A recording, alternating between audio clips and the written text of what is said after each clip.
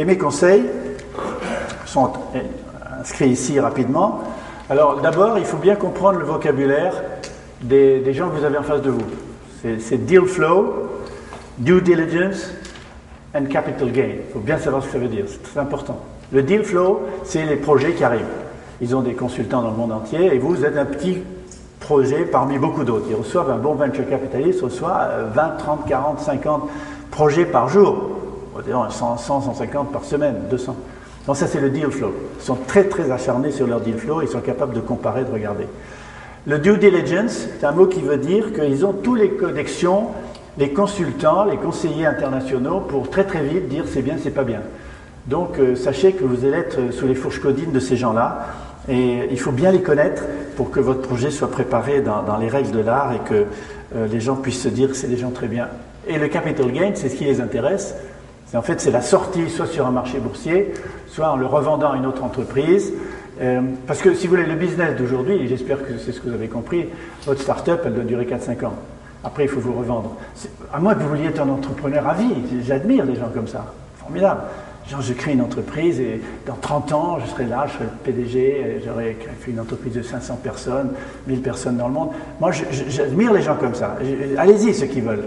Mais je pense que ce qui est vraiment intéressant dans les startups, avec des très bonnes idées que vous avez certainement, c'est de vivre le mieux possible, de valoriser la société, pas faire du window dressing comme on dit, mais valoriser la société, et puis vous revendre dans 5 ans, 6 ans, 7 ans, 8 ans, et puis recommencer avec ce bagage, refaire un peu la culbute.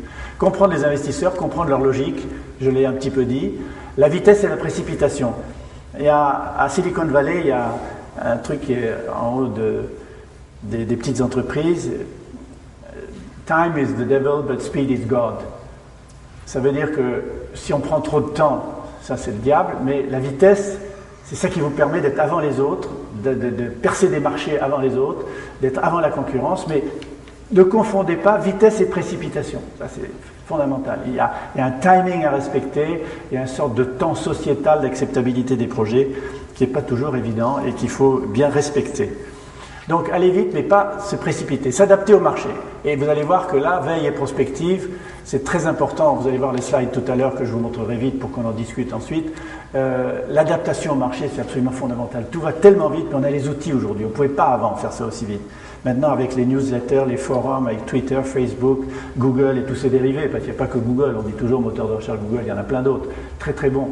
On peut utiliser, s'adapter au marché, regarder comment il évolue. Faire de la veille et de la prospective, ça je ne dirai jamais suffisamment et jamais assez.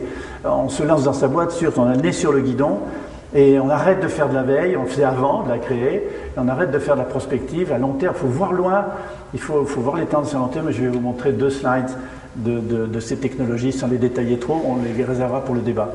Utilisez les clients potentiels, enfin les futurs acheteurs de produits ou de services, comme des bêta-testeurs, comme des co-stratèges. Maintenant, avec le Web 2.0 et même le Web 3.0, vous avez des gens qui sont prêts à participer. Ils ne gagnent pas directement de l'argent, ils achètent vos produits, mais ils vont acquérir une notoriété, avoir une compétence reconnue qui va leur servir pour d'autres activités qu'ils ont dans leur métier à eux. Donc, ils ont envie d'être dans votre réseau. En plus de ça, si votre start-up a une charte de valeurs, nous croyons à ça, nous croyons à ça, nous croyons à ceci, nous voulons cela, à ce moment-là, les gens qui adhèrent à vos valeurs sont prêts à être dans votre network et à vous aider pour lancer vos produits et donner des avis sans être rémunérés obligatoirement. Ça vous coûterait beaucoup trop cher.